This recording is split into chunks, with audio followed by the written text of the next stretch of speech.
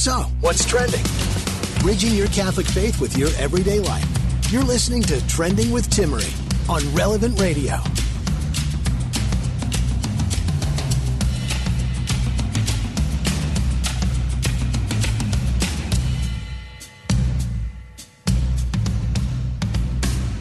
You know, a couple days ago, my husband woke up in the middle of the night and he looked at me, he made a weird face, and then went back to bed.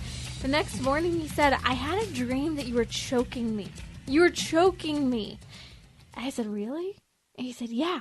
And then I woke up and you were choking me. Apparently, I was like trying to get close and like snuggle and had my arm like over the top of his neck, pulling him in nice and tight. And he had a dream that he couldn't breathe.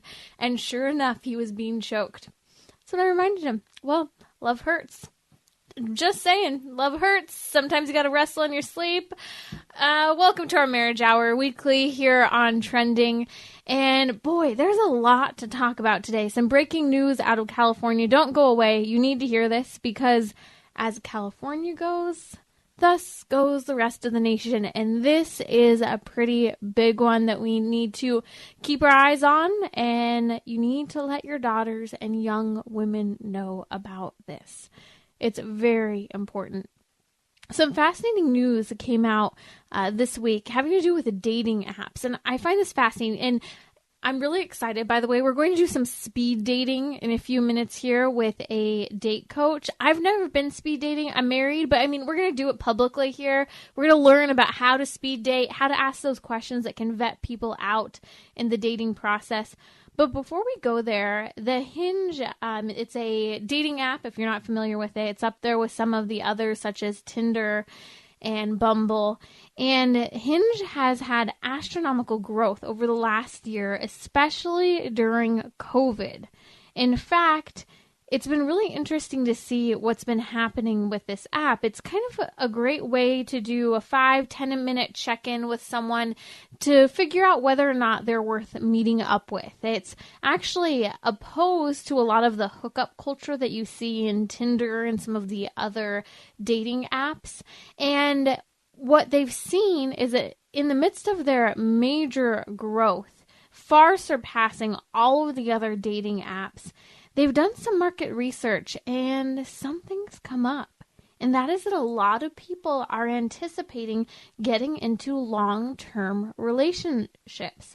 Now, Christina Pineda from Matchmakers in the City, a real-life matchmaker, was talking a couple weeks ago with us about coupling season. Apparently this is a thing, or cuffing season, as she referred to it, in around the holiday, Christmas time, where people actually really make a serious attempt to have someone to date because it's lonely around the holidays.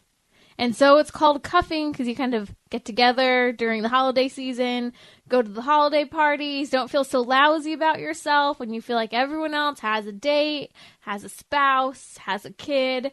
I get it. It's a really difficult place to be in. But here's the reality. There is some more cuffing season going on. People are saying it is going to be a hot summer for cuffing and coupling. I just can't handle these words here at a certain point. So here's the reality of it. COVID is doing something for a lot of people. They are struggling with loneliness, and it makes us ask the question having to do with dating and marriage. People are saying that they want to be in long-term relationships. They want to meet someone. But what I find fascinating is that they're not quite hitting the mark in terms of what they want or what's best for them. You see, people want someone to be a companion to them so that they aren't alone. Is that what dating is? Just someone to hang out with and spend time with? We have to help as people are struggling with the sense of loneliness in our culture today, especially surrounding COVID and isolation, help people understand that dating has a purpose. And it's to discern marriage and family with a particular person. And marriage has a purpose too. It's oriented toward the procreation and education of children. It's oriented toward the growth and development of the spouses. It's ultimately a vocation to holiness. And so this, as Catholics, we have the opportunity, as people are talking about the coupling and cuffing season that will occur this summer, and as people continue to engage in these online dating platforms and even speed dating, as we'll talk about in just a couple minutes here, this is our opportunity to scratch the surface and then go much deeper on the issue of dating. What is the purpose of dating? And so as you hear about people dating, using various apps, who are in this deep state of longing to be in a relationship, ask why. And don't just settle for their answer. Go deeper. Go into the philosophy of dating, what it means to date, what its purpose is, why they're lonely, what they're ultimately looking for. This is a very unique opportunity. People are saying things such as, they haven't hugged someone in months. At this point, for some people, a year. People are starved for human interaction and connection. Let's help people understand it's not just a companion, someone to be side by side with that they're looking for. They're looking for a purpose in life. They're looking for a way to give themselves sacrificially. They're not just looking for someone to hug them or sit next to them or build a puzzle with. They're looking for someone to join them in the vocation of holiness that touches on the greatest longing of the human heart. A longing to ultimately be with God and to bring other people to Christ as well. You're listening to Trending with Timmerie. There's major news coming out of California we will have to keep our eye on. Don't go away. I'll share it with you. And it's important especially that young women know about this. Teenagers, young women.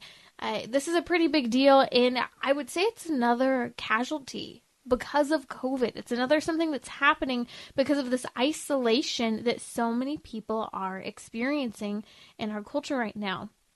We're going to come back in just a little bit here, and we're going to discuss later the issue of how so many people are struggling over the contraception issue and what do I say? Am I supposed to be using contraception? Is it for me? Is it not for me?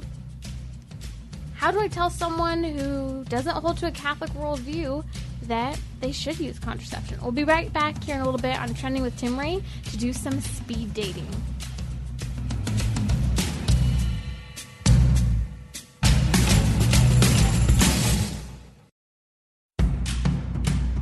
Bridging your Catholic faith with your everyday life. You're listening to Trending with Timmerie on Relevant Radio and the Relevant Radio app.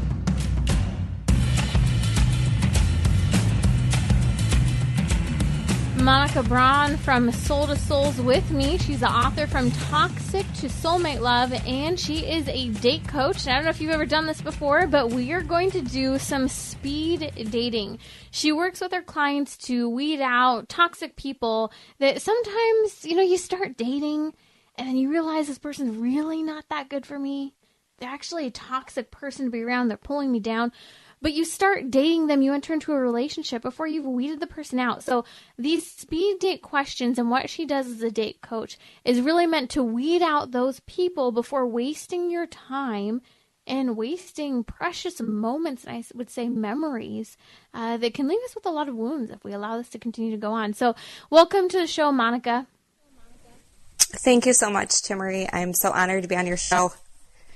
Let's talk about some of these speed date questions. I know you've been hosting virtual speed dating events. What are some of those top questions that you ask that really help to very quickly identify whether or not this is a person to take more time getting to know and vet further? Yeah, so some of the questions that I help craft kind of dig deeper into the other person, like you were talking about earlier in the show.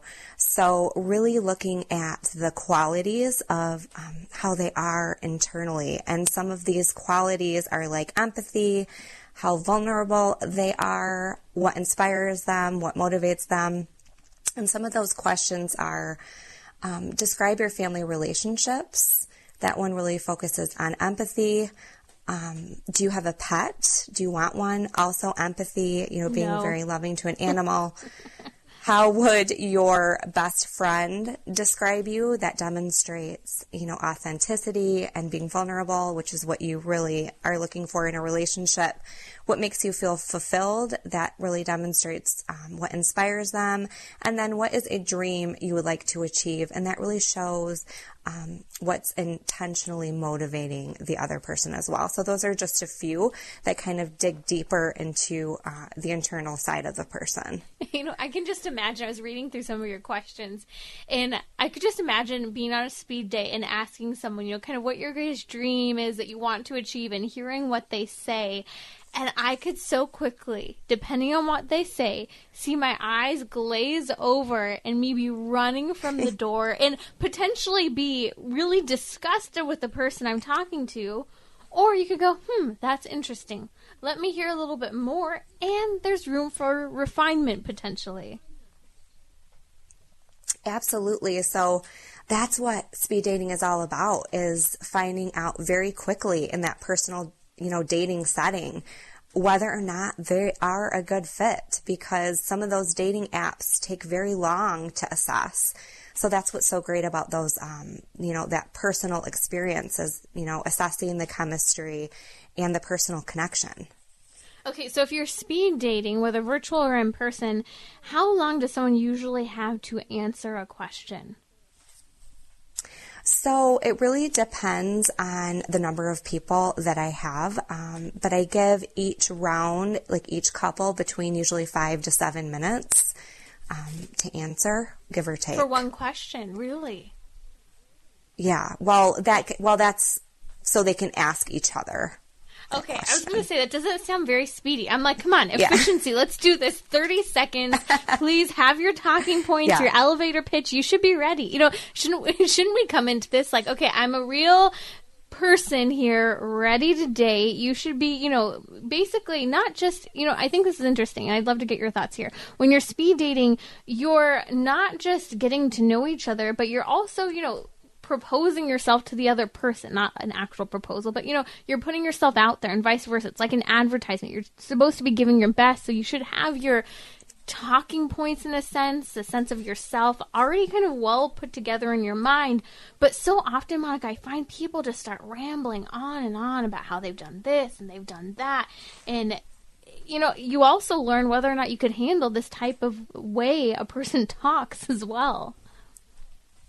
Oh, absolutely. And especially as single Catholics, intentional dating, we're looking for, that sacrament of marriage and to build a family, and what you need to really build a family in a healthy and holy relationship, so you can build, that domestic family life.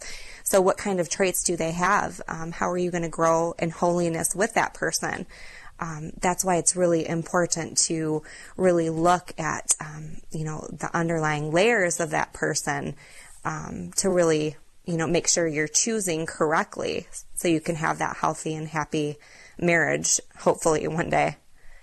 Okay, so share with us some more of these speed dating questions. And do you ask the same questions whether it's a COVID speed date online or in person? So, usually it's the same questions, and I do kind of play around with it sometimes in the main room. I like to call it during Zoom. I'll also ask the questions as icebreakers while I'm setting up the breakout rooms. And so some of them are a little bit more fun to kind of take the edge off, like what activities are on your bucket list, books, movies, and TV shows.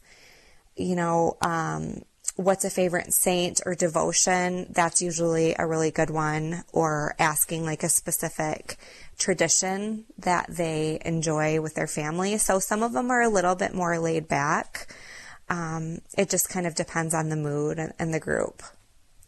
Apart from evaluating the other person's response during a speed date, how do you help people in your date coaching, and especially in the speed dating coaching world, to vet out those people with warning signs that this could be a toxic person to enter into a relationship with?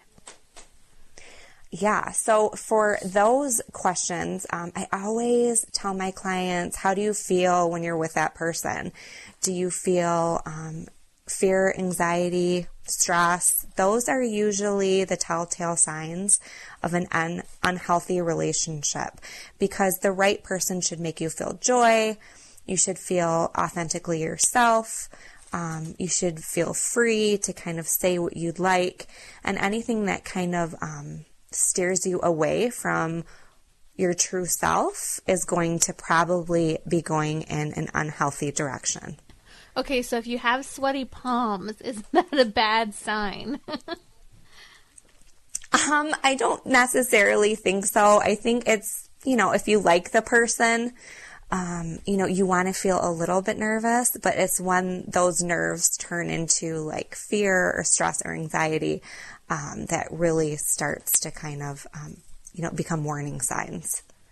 Excellent. So what tips do you have for those people who are wanting to start back in the dating game? They're not really sure how to make it. We're seeing these trends right now of people wanting to enter into relationships and long-term relationships. But the problem is that they're not looking for marriage per se. It's just a relationship. So what would you advise people who come to you with this type of mindset? Yeah. So, what I would say is, the specific signs that you are, wanting, from the other person, definitely, ask those questions, craft those questions about whether or not they are the right person for you, and whether or not they are serious about finding love. And just completely be yourself, be open, have an open heart, have an open mind, and kind of live with that uncertainty, because it can be hard the first couple of dates. So really just, try to be calm and try to, have faith and trust in God's plan. Okay, so if you enter into the virtual Zoom world of a speed date with your program, what happens? If you find someone who might be interesting, where do you go from there? Yeah, so what I usually tell my clients is that, you don't have to know within the first couple minutes whether or not you're going to marry the person. And I think a lot of single people put a lot of pressure and stress on themselves. So even if you just want to have another conversation with them, even if you thought it was just a nice conversation, definitely exchange information, because you never know where it's going to lead you. I always say that God, speaks to our hearts and our feelings. So if you feel called to this person, definitely exchange information, and you can gain so many skills like confidence and conversational skills by actually experiencing, those dates. So there's definitely nothing to lose. And what would you advise next steps are from there? You've found that you're interested in someone. Do you set up a formal date? What do you do? Yeah, so especially for the men, I always tell the men to be leaders. So if you are interested in a woman, definitely show that you're interested, especially because everything is virtual nowadays. Set up that virtual Zoom day if you know you like her. Get in front of that person and really, show them that you like them, and really, take strides for that relationship. And if you are the female, definitely lean into that feminine side. And we talk about this with my clients. So, not trying to lead, kind of be more of the receiver in the relationship, be calm, just kind of be a little bit more flexible and laid back, and let the man lead. And when two people do that, it's like a dance, and that really builds a beautiful relationship. That is excellent. I love these examples for speed dating. It's a whole new world. Did you meet your husband, Monica, via speed dating? I did not. I actually met my husband on Catholic Match. Yeah, so I do a lot of work with my clients on building, great profiles on Catholic Match, and, really putting your best foot forward, because I believe everyone is worthy of that unconditional love. And if you feel called to marriage, chances are, that is God's plan. You just have to follow in that faith. Fabulous. Thank you so much for joining us. So that's Monica Braun, Soul to Soul. She's a date coach. You can check her out at monicamariebraun.com. We'll post the links in the show notes today. Head over to relevantradio.com/trending to connect. Now, by the way, behind the scenes working with us here on Trending is Jake Moore, filling in as one of our producers. And he actually met his wife via speed dating. Jake, how did you even decide to start speed dating? Oh, I can just completely 100% attribute everything to God's providence with this. I was invited to go to a speed dating event because of my cousin who was going. And my cousin Olivia just said to me, hey, if you'd want to come with me, you can. And I said, okay, I'm absolutely going to go with no expectations whatsoever, just for the fun of it. And honestly, Timmerie, I think that was what really helped me. Just going in for the fun of it. Just saying, all right, I'm just going to have a good time. I'm just going to meet maybe a friend or two. So I show up, and this was at St. Alphonsus in Chicago. They had a young adult speed dating event. And I show up. I'm just, like, terrified to walk in. I'm so nervous. And I'm What did you wear, Jake? What did you wear? Oh, well, I mean, I'm Jake from State Farm, so I probably had khakis on, you know. But but I'm just like, what am I getting myself into here? There's just, like, 40 other women, and it was just a very intimidating thing. So were there more men than women? No, they were like begging for guys to come to the event. So the women signed up a lot quicker than the men. So, oh no! Yes. So you're doing like twosomes, threesomes here as you're speed dating? Pretty much. And actually, when I showed up, I texted my cousin. She's like, "Oh, I'm running like 20 minutes behind." I'm like, "Oh, great!" So like I was like just going in completely alone and everything. I said a couple of Hail Marys and I said, "God, you got to help me through this here." But anyway, you know, it was just that feeling that like, okay, you know, I'm nervous, but so what? Like just going to have a good time.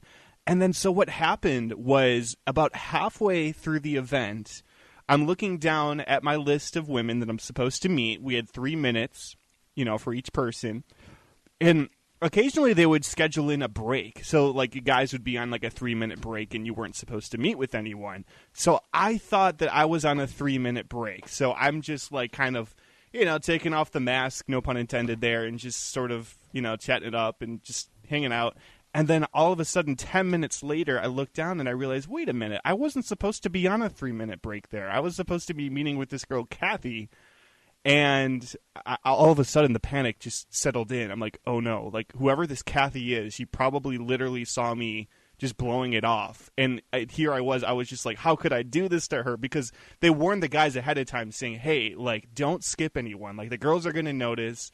They're going to be offended. I'm no like, pressure. Oh, no. And I just felt like the worst guy in the world. Like, here I was thinking that she saw me and everything. The one girl that doesn't get asked to dance. Yeah. Oh, I just felt terrible. So, again, Holy Spirit moment. I turn around. I'm like, okay, I need to find this Kathy just to at least apologize. And, again, the providence, she happened to be on a break that very time. So I walk up to her, and I'm like, hey, are you Kathy? And she probably thought this was, like, just a stalker dude. And she's like, yeah? And I'm like, well, I'm so sorry I skipped you. And so I introduced myself. We started talking.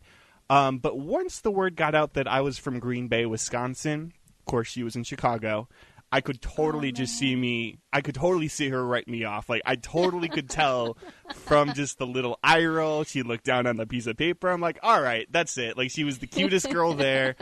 But I'm like, oh, wow. You know, so we just continued to talk about Green Bay for the remaining minutes.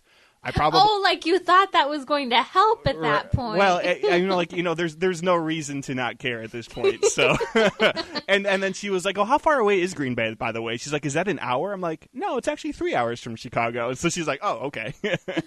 And so we're just going on, and I'm like, "Okay, I'm sorry again for skipping you. Nice to meet you." And I just thought nothing of it until the very end of the speed dating event. Because I was with my cousin Olivia, and she was surrounded by like 8-9 guys at that point. And I'm like, okay, can we just go now? Like, I just really want to leave. I'm tired. And so she did well too. She that did. Night, apparently. She was the socialite, and the extroverted one. I'm like, all right, let's just go here. But minutes before I was about to leave the speed dating event, I see Kathy again, way off into the background, far into the room, and I see her talking to a bunch of people. I'm like, man, yeah, that Kathy, she's really popular. Like, she's really something. And so she just stuck in my mind. And then 2 days later, what we could do then is contact, or basically we would just like write down the names of the girls that we were interested in, and then they would get the email address. So the last minute, I'm like, you know what? Kathy didn't seem very interested in me, but why not? I was just going to put her name down as interest. And then so she got my email address. I did not get hers, but that was kind of to be assumed.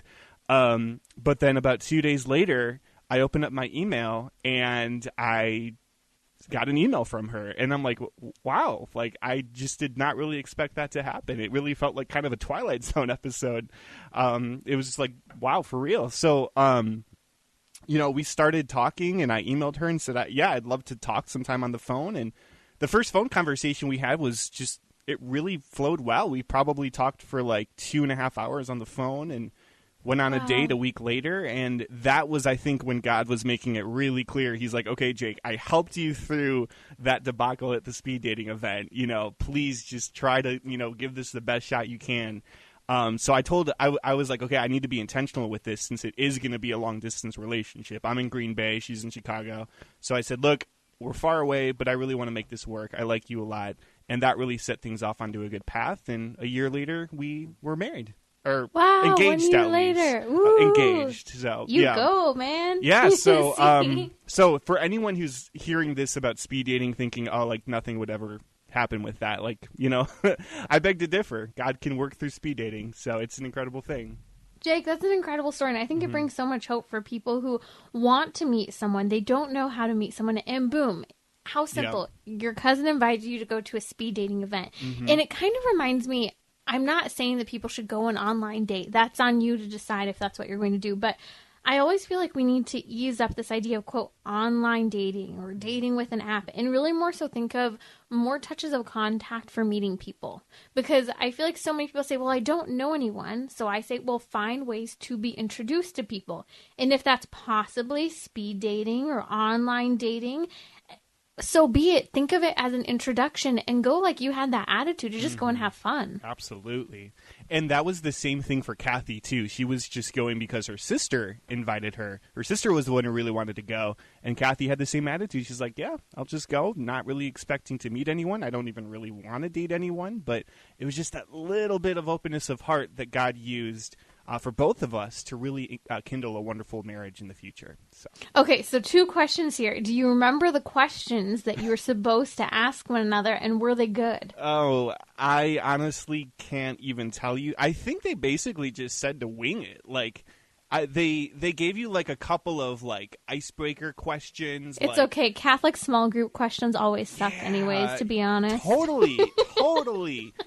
But yeah, what I do remember is like they had a list of like icebreaker points, like, like a factoid about yourself. So, Kathy put down, oh, I'm a twin. And I said, oh, I like classic movies and I have 4 brothers. So just little things like that you could kind of expound upon a little bit. Good answer. About. You didn't say, oh, I like twins. Yeah, that would be something different there. But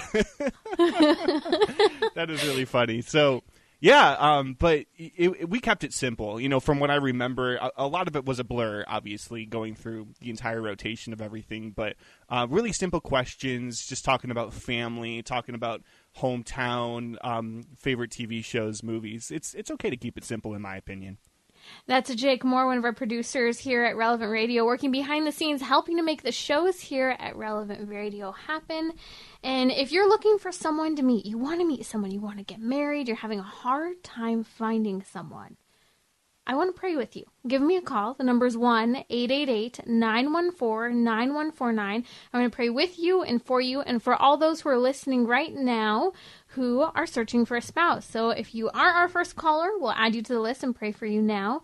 But otherwise, I'd love to hear from you. Again, the number is 1-888-914-9149. Breaking news out of California. So today, over the last 24 hours, the Senate Health Committee passed Senate Bill 519, and this is a lot to even ponder that something like this would pass the state legislature.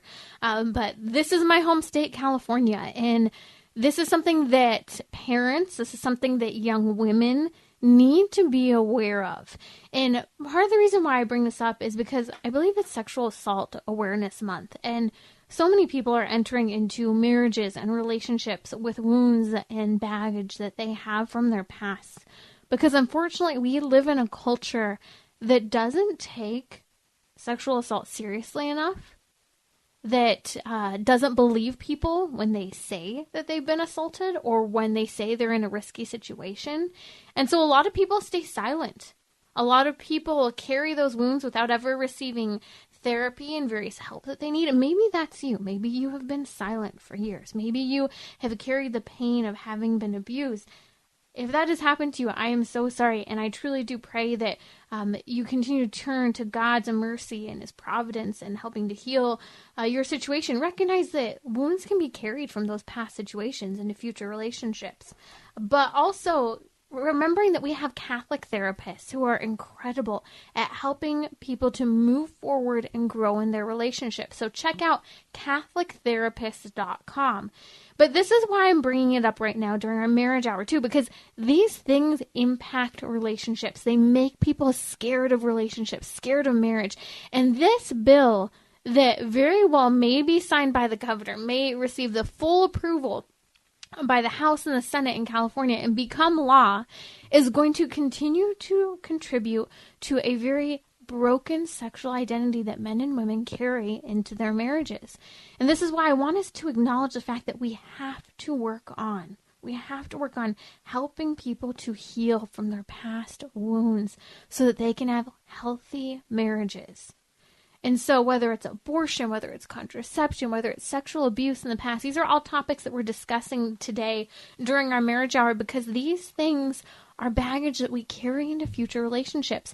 So whether this is something you're struggling with or it's something that a friend, a family member is struggling with, these are things that we can help people understand in simple ways why they shouldn't be a part of our regular lives and how to find healing. So I want to share with you, before we talk about simple ways to talk about contraception with friends and to discuss a little bit about what's happening with abortion in the United States here, let's talk about this bill in California. So it's Senate Bill 519. And what's happened is in California, ketamine is actually a drug that is known as the date rape drug. Now, ketamine is also used in cases to help alleviate pain, to induce to not be conscious, to lose a sense of consciousness, and it's also being used to treat depression. But we know it well known for being the date rape drug. And the Senate in California, the Senate Health Committee of all committees, just passed a law that would make it so that you can legally have ketamine on your body, to be in possession of the date rape drug. Now, we will see how far this does or does not go, but the fact that a health committee just gave approval for an off-label treatment for a drug is unbelievable, especially when it is known as a date rape drug. I'm sorry, are we tone deaf?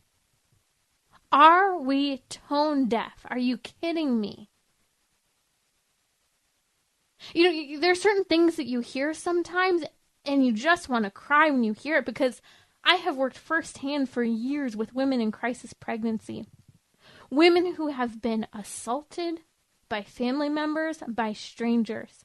And I can't believe that our United States representatives would even consider something like this.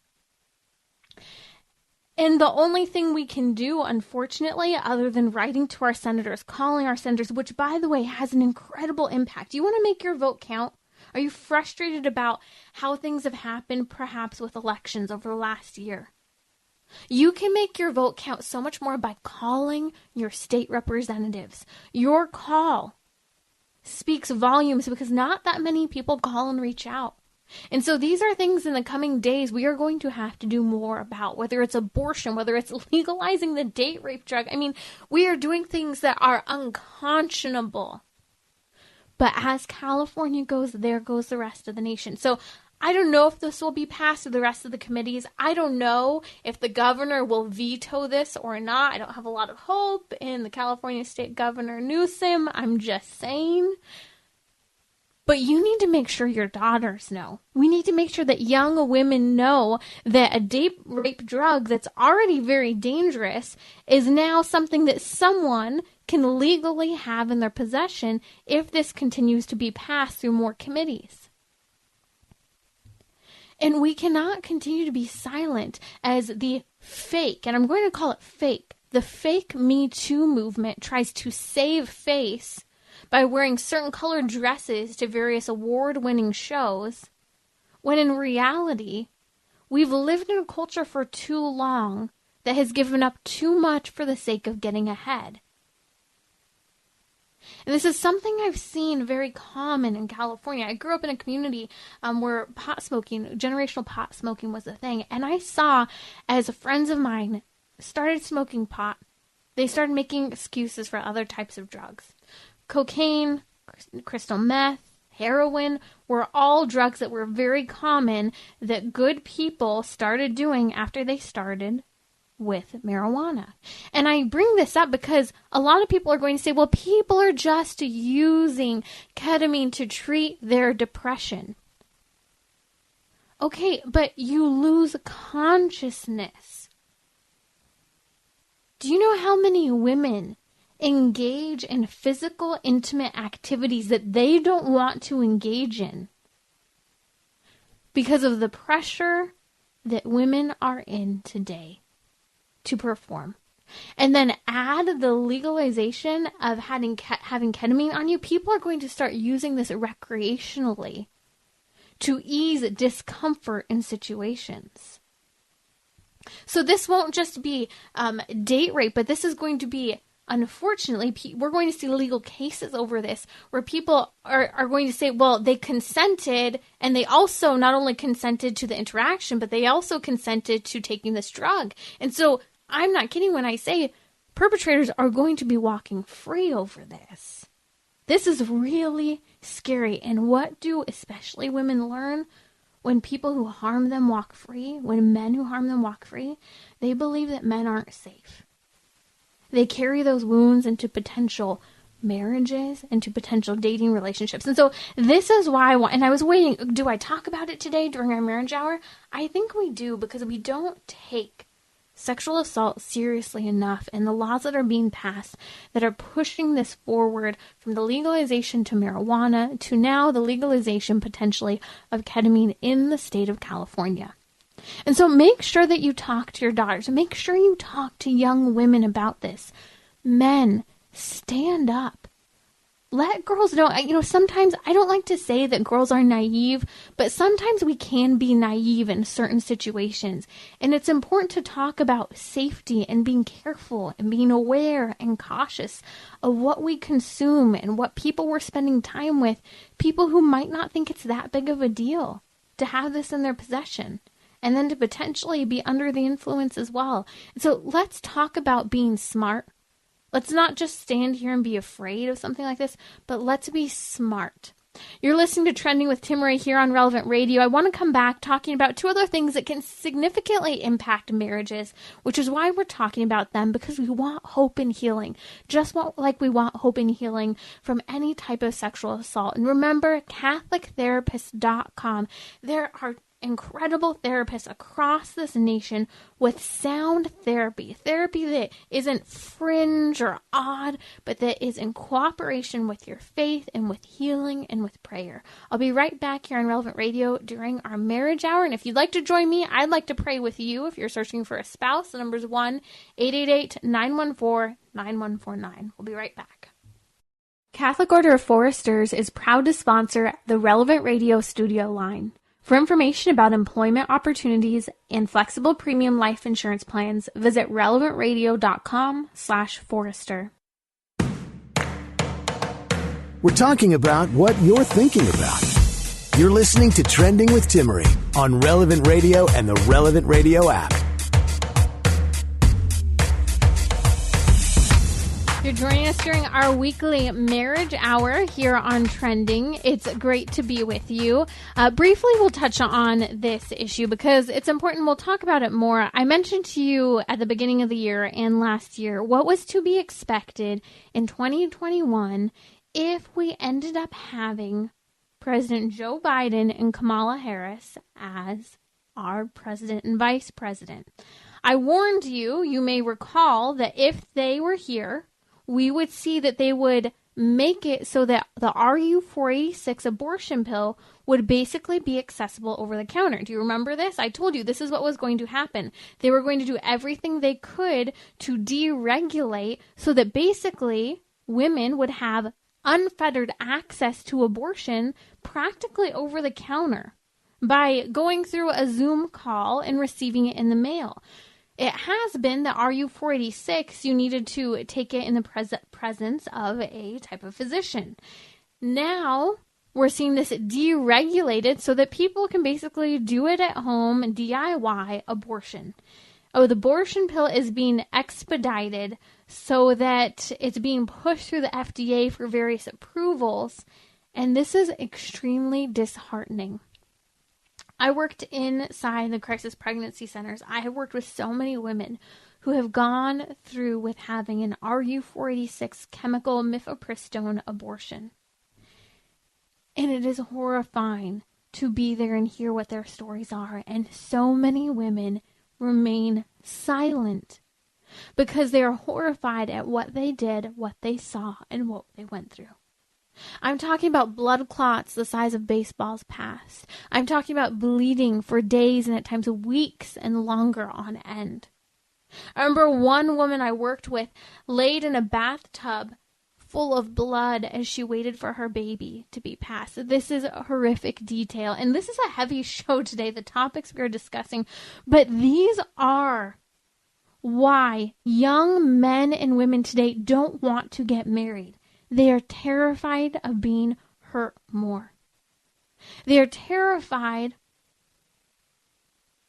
of the entire idea of love because they don't believe in unconditional love because of the pain they've experienced from a abortion that's from a culture that's pro-abortion, from a culture that legalizes date rape drug, as we're seeing in California potentially. And so why is this DIY abortion pill happening? Why is the pro-abortion movement pushing for this so heavily? Well, Planned Parenthood spent over $45 million last year to buy politicians so that they would push forward deregulating the abortion pill so that more abortions would occur because it's less expensive to give a chemical abortion than it is a surgical abortion. But here's another reason why. Because pro-life sidewalk counselors are effective at saving lives in front of abortion clinics. It's also because more and more people are pro-life. They don't like the idea of these surgical abortions. They've learned a lot about it over the years, and fewer people want later abortions. They'd rather go through with what they believe is a easy, simple chemical abortion. But there's nothing easy about RU486 mifepristone. Even Planned Parenthood has reported, and these numbers are low because Planned Parenthood doesn't want people to know. More than 13%, so more than 1 out of 10% of chemical abortions result in an incompleted abortion, which ultimately can lead to serious infection and sepsis. Women are dying from RU486 abortions, but they're not labeling it as that. They're saying dying from infection, not dying from having taken an incompleted, unsafe RU486 chemical abortion.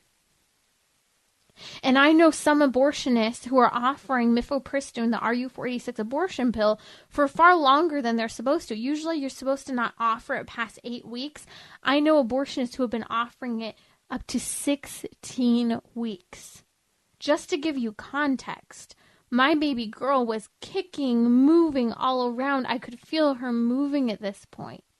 Not only that, we saw images of the full profile of her face that already looked incredibly feminine. How is it that we are allowing for women to be hurt by abortion when they can feel and see their baby in such phenomenal ways? Yet abortionists think that they can give women, when they're not supposed to be giving this chemical abortion, so late in a pregnancy. So here's the deal. What can you do? Tell the truth about the harms of RU486 abortion. You can even find pamphlets online about RU46 abortion, mifepristone, and the risks, and drop them off to your school youth group. Give them to the youth minister to pass out to their youth group. Drop them off at schools. Talk to your kids. Share information on social media. Watch the scene from the movie Unplanned, telling the story of former abortion Planned Parenthood worker Abby Johnson, who went through with an RU46 abortion. And the story is told in Unplanned, the movie. Here's the bottom line, and it's something we can say over and over again. Abortion pills hurt women. And the more we say it, the more people understand, and the more people who have been silent because of the pain they've experienced speak up. So often women think they have to be quiet about their abortion experience. But the more you say abortion hurts women, the more they will say, yes, it did, and here's what happened to me. You're listening to Trending with Timmerie here on Relevant Radio. We're talking about things that threaten and impact marriage and relationships. So we kicked off talking about how more people are going to be coupling up or participating in what's referred to as cuffing season, as Christina Pineda from Matchmakers in the City says. That's where people tend to find someone to date during the holidays and then uncuff after the holidays. Well, COVID's leading a lot of people to want to be in romantic relationships. People are lonely. Now, when people are lonely, they tend to make decisions they wouldn't otherwise make. And this is putting pressure on men and women when it comes to intimacy. And so here we are as Catholics. We have a special opportunity to talk about contraception, to share with people the impact that it has physically on their bodies, but also interpersonally on their relationships. When I was counseling women in the Crisis Pregnancy Center, I didn't counsel a lot in the Crisis Pregnancy Center. It was usually if I was sidewalk counseling. But in the Crisis Pregnancy Center, I remember one time there was this woman who had been abortion-minded. She ended up having her baby, and she ended up getting married. And after that, she was incredibly pro-life. And I remember they asked if I would sit down and talk to her about natural family planning. I said, sure, why not? And so we sat down in the counseling room, and I didn't know very much about her. One of the counselors had been working with her and had helped to save her little baby. And I remember looking at her and saying, do you know anyone who uses contraception? And she said, yes. And she says it kind of coyly. And I said, well, I'm asking because I know you're about to get married, and there are decisions that people have to make about what they're going to do. I know you had a baby when you didn't really plan to, and you're a young couple, and a lot of people say just use contraception. And I went on to share with her some of the physical health impacts that contraception has on women. But after that, and we can talk about that another day here on Trending, but after that I said, but there's more. I said, when we use contraception, it takes fundamental elements of the marital act away. It makes it so that the two people aren't completely united because there's an intellectual attitude that says, I'm not fully going to give myself to you. I'm holding something back. And I said, there's also this attitude that I'm not going to be willing to enter into having a new life with you. I'm not going to be willing to have a baby with you. And so I said, what happens is it tends to lead men and women to use each other in the marriage, even if it's in marriage, not even just in dating relationships, if they use contraception. And I looked at her and I said, does what I'm saying make any sense? She says, yeah. She said, my sister got married and she didn't use contraception for years. And then one day her husband decided that they needed to start using it. Well, from that day on, when they started using contraception, the attitude with regard to how they treated one another day to day completely changed. Their interpersonal dynamic led them to kind of just look at the other person as someone who just helped them out with things, and then leaded them to take advantage or take for granted the other person.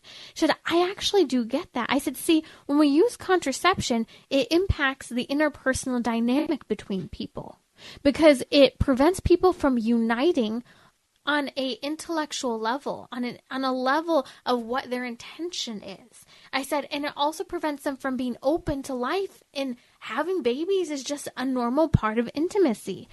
I said, that really makes sense. And then I paused and I looked at her and I said, I had a guess. She was Hispanic in California. I said, are you Catholic? What do you believe in God? She said, yeah, I'm Catholic. And I was totally guessing here. And if she wasn't, I wasn't going to go any further with it. I was just going to kind of see where she took the conversation.